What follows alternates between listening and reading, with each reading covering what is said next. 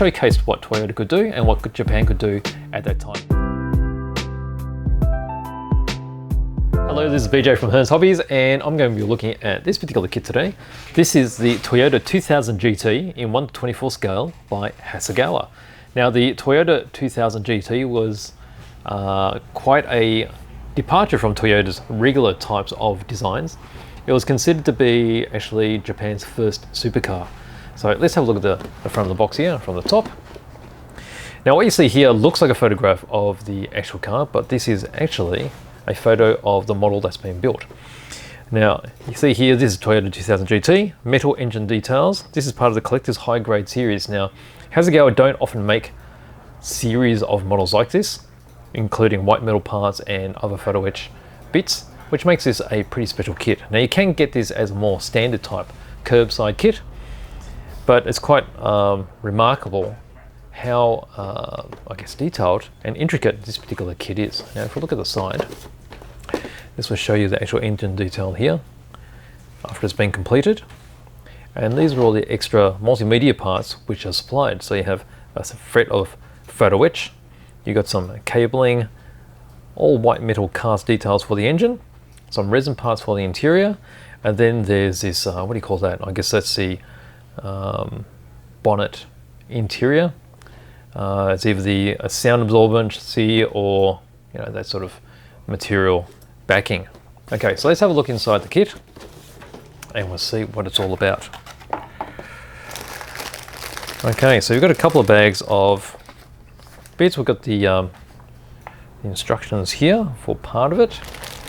Got the bodywork. Another bag here as well. And then we've got a special box of all the special parts, and we've got a manual. Okay, so how about we'll start off by looking at the body. Okay, so there's the body there. Let's open it up and have a closer look at all the fine contours. Okay. Pop it out of here. Let's have a closer look. I'm going to zoom in. There we go. You can see how fine the panel line detail is. Try not to get it washed out because with white it's a bit hard to see all the details. You can just see the lines on the bonnet here. This is just to help you cut out the bonnet so that you can have it opened up and you can see all those beautiful engine details. Quite a bit easier to see there. See the little slots there too, there for the hinges. Got a little bit of a mold line on the top there. Is that meant to be there? I guess it is. You probably want to clean these sections off there. Got a couple of mold lines where the two molds have attached together. See how there's a slide mold? The mold has actually gone inside here and slipped in. And that's how they've been able to mold the rear end all in one complete casting, I guess you call that.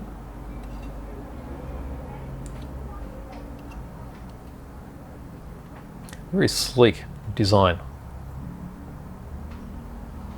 So the car itself was made in conjunction with Yamaha. Now, Yamaha still do I guess what do you call it, commission type work, outsourcing for various companies. They do a lot of marine type engines. Also, they designed the engine for the old Volvo, what was it, XC90, the big 5 litre. You can just see the tops here. This is for some of the lights, and then you've got the headlight covers here as well, just there.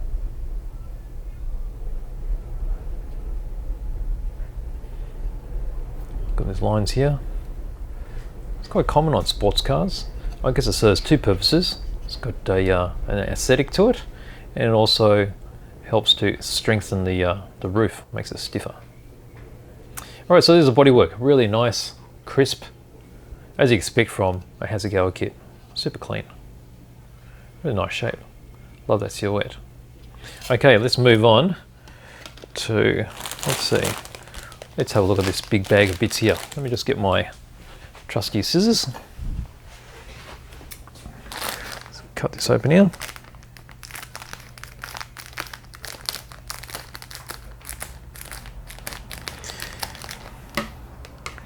All right, what do we get?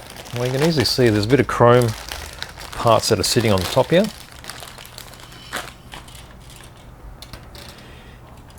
Alright, you've got the front apron and some black components for floor pan and interior. Okay, so let's pop these aside over here. Oh, maybe we should look at this body component part. Got some really nice vents here. So that is going to sit right here.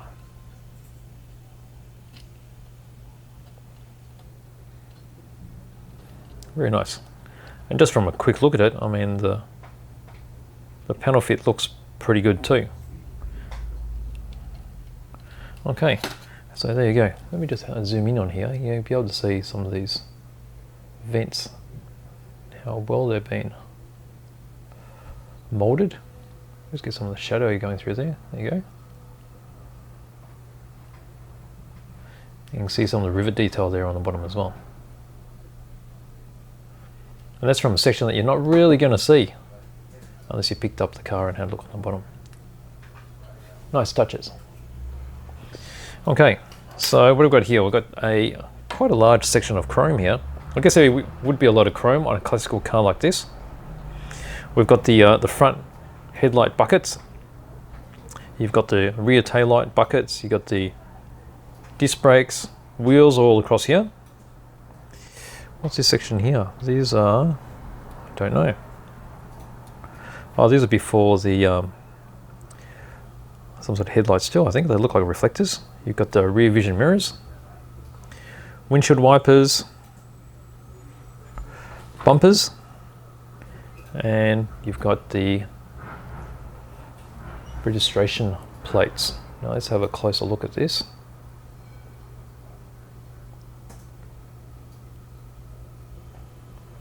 So I'll focus that properly. A bit hard to focus on this reflective stuff. There we go. Alright, so there's your headlight buckets. Quite a chunky piece. Now modern chroming is really quite smooth, which is good, because there's nothing like having really rough, and if you ever come across it, really bad chrome which has got lots of dust in it. Now this all looks pretty good, because even with a really good chrome paints, you'd never get it quite as bright as this. Now there are some aspects that I probably would redo, and that would be the disc brakes. With the chrome on them, they just lose some of their details, softens it up too much, so I'll probably take those off and paint them. I mean, disc brakes would never be fully chrome like this anyway. You've got the windshield wipers here, but I've got a feeling that you also have photoetched ones too. We'll check that a bit later. There's your bumpers, quite nice. And then your exhaust pipes right here. Okay, from there we'll move on to, got this section here which has got interior components. You've got that'll be the rear parcel shelf, instrument cluster, top of the dashboard there, very curved for the curved glass. You've got your steering wheel, got your internal what do you call that? To remember. Door trims, that's it. You got your seats. And over here there's a little bit of suspension componentry. You got the exhaust here as well. Some more pipes. Your steering rod there. See how you got the C sections on the end, so they'll be clipping into the upright, so you'll be able to steer the front wheels. And a sway bar. Okay, then we get into, here's your floor pan. Okay, so there's the interior. Usually on a basic curbside kit, you won't get anything like this. You get a basic floor pan and then you have an interior tub. You can see how this is already incorporating quite a lot of texture on the inside. There's the little locators or rails where you put your seats. Now there are some injection marks here, which probably aren't the best, but I mean injection marks have to appear somewhere, so you'll want to fill those in, and you'll probably replicate this texture You get some blue stuff, just press it into there and then make the imprints over here. Or you can just try your luck with freehand putty work. Here you've got the engine bay, you've got the exhaust, the gearbox visible here, and this is where your engine details will be sitting. Now if we spun that around, you'll be able to see just how thin that is. So it's quite scale. And then here on the bottom you've got the bitumen coating finish as well. Got all that texture. Okay, so over here we've got some of the uprights there, the front steering uprights. These, not too sure, they're probably for the rear end, I think. You've got the rear vision mirror there. And then we've got suspension components. Got the rear diff. Got a section of the center console. And then you have all your struts, the springs.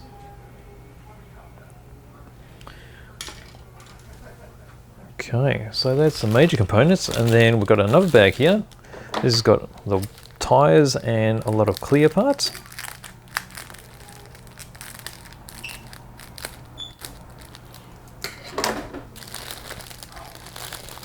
Okay, so I've got a bit of tissue paper in there just to stop everything from rubbing and getting scuffed. Here's all the clear parts. We've got the bag with the tires, and you can see cars of that sort of time, they're quite thin tires, not like the really fat rubber we've got these days, the rubber bands that we use. You've got a couple of little poly caps there, just to hold the wheels in place. Let's have a closer look, let's see if we can get some finer detail. Let's see if I can show you some of the tread on these tires. Don't think I've quite got it there, hopefully you can see it. Quite nicely molded. There's also the maker's marks on the sides. Might be a bit hard for me to show you there. Fairly crisp. Okay, then we get into the clear components. Okay, so we've got headlight covers here. These are probably some indicators up front. And then you've got the covers for the front headlamps along the front bumper. Front windscreen.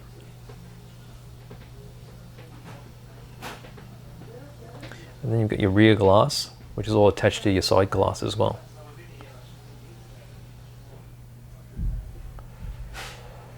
You see how it's fairly well polished. But to get a true mirror finish, it'll look good just sprayed with some clear. Clear varnish will bring those up a treat. Okay, so they're all clear bits. Let me put those back in here, keep them safe.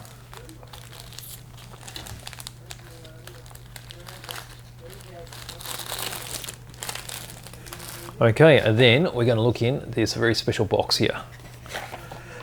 Contains detailing parts. Okay, so let's just open it up and we'll see the goodies that's in there.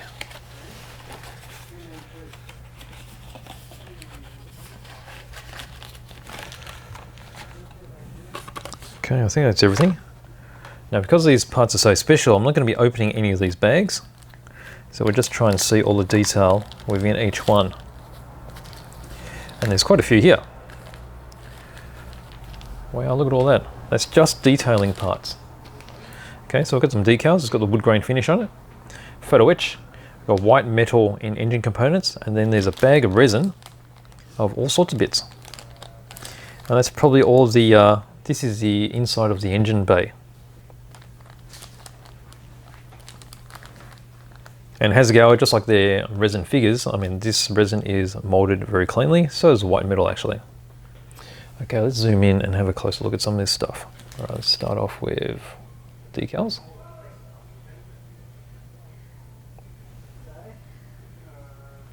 Okay, so you can see the wood grain finish there.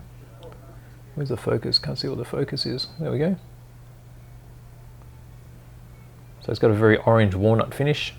You got bezels for all your instruments. Got some of the badging. It's not a lot of decals, but you wouldn't expect much on a car of this sort of vintage. Okay, so they're the decals. And then let's see, let's move on to photo etch, I think. So got a really nice radiator detail. You've got the windshield wipers. So hence you won't be using those big chunky chrome ones which I showed you before. You just fold up these. These will look really nice. So you've got the multiple components there. Looks like there's side badges. So I saw the triangular decals there before as well, which will go over there. And then you've got these covers for the head of the engine. This part I'm not too sure about. Okay, so what have we got then? Alright, let's look at these resin parts. Okay, so you can really see the shape here. So those parts are wheel arch shape. And they'll be on the inside of the engine bay. I think most of these components are going to be for the engine bay. You've got another component on this one, which will go on the other side. This is probably part of the firewall, I'm guessing. So with resin parts, they just need to be trimmed very carefully, and they will need some cleaning up before they'll fit properly. And of course, to glue these, you'll need super glue or cyanoacrylate. So that's nice there. And then let's start looking at some of the white metal components. Okay, so you've got this, which will be, that'll be an intake, is it? Got distributor there. Don't recognize any of these other chunky bits, but they're very, very small. And with white metal, some of these parts, particularly for the engine, so I've got the engine here, it's really chunky, it's very quite weighty. Okay, so you've got the real solid molds. Got part of the head here.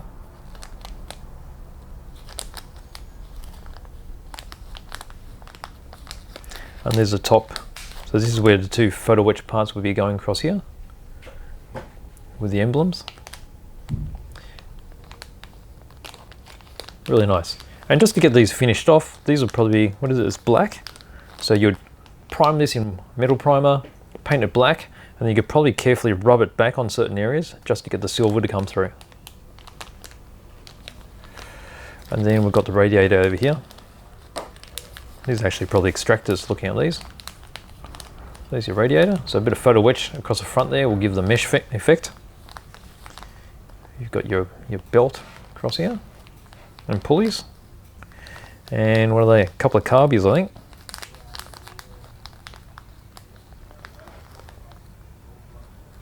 Nice. Okay, and then we finish off with, you got some vinyl. So vinyl tubing there. A little bit of solid wire as well, metal wire. And this fine cable there for plug cables, I think. So very nice. Okay, so there are all the components there. Let's just put those aside and let's start looking at the manual. So the manual's going to be quite intense, I think. All right, so you've got a pretty standard Hasegawa layout manual here. We've got some history and some data on the real car. This is the paint chart showing the GSI Mr. Hobby colors. It's quite basic. I really recommend that you check up on some online research material to get the right colors. And then we start into the construction. Okay, so we get all the suspension built. We've got the rear end, got the arms and the shocks, got the discs being built onto the uprights as well. Fuel tank, and then you finish up with the lower wishbones. From here we start working on the painting of the gearbox with the exhausts. Front top arms with the springs. You've got your front uprights being built with the disc brakes. Over here we've got the front lower arms getting put into place. You've got your sway bar and your steering rod, and then we start working on the interior and the wheels. So once the wheels go on with the tires, you've got a really nice base just to sit there and work on. Get into the dashboard components here. So dashboard, gear lever, interior trims. And then we've got the glass, and that goes inside of the bodywork. Now, what I'm missing here is this is actually the instructions for the basic kit. So it hasn't shown you how to actually access the engine or such. So you just need to make sure that you refer to this manual here as well. So this probably fits in. Let's see.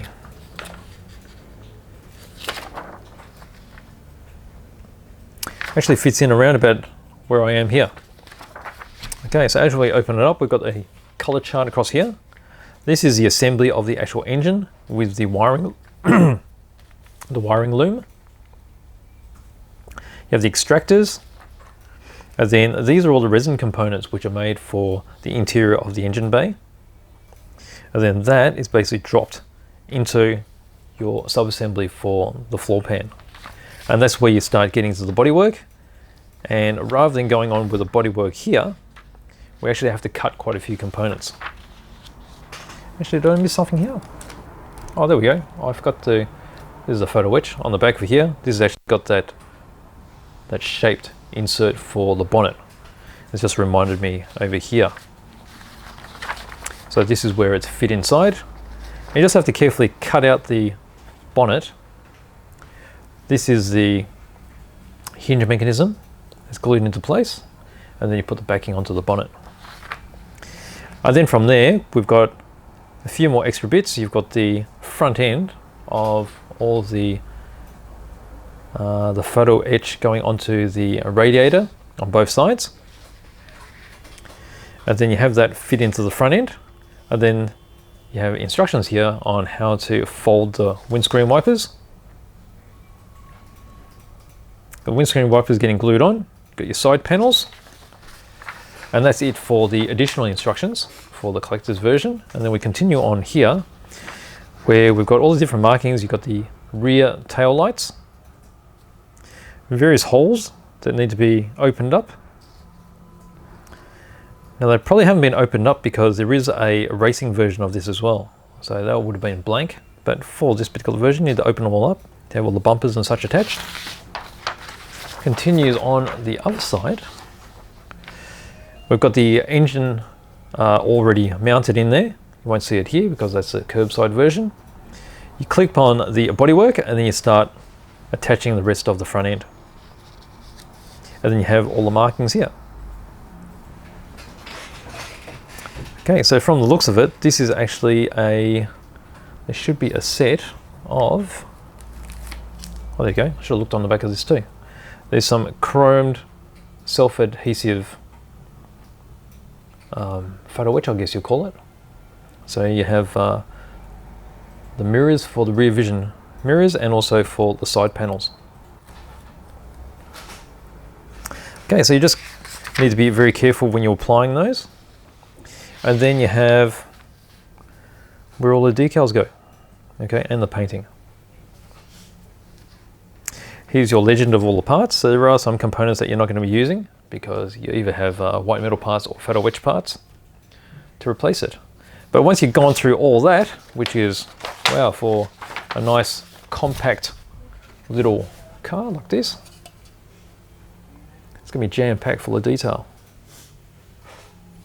So there you go. That is my open box review of the Hasegawa Collector's High Grade Series 2000 GT, which comes with photo etch, white metal, all sorts of stickers, and some vinyl for all the cords and the cables for the spark plugs. So there you go.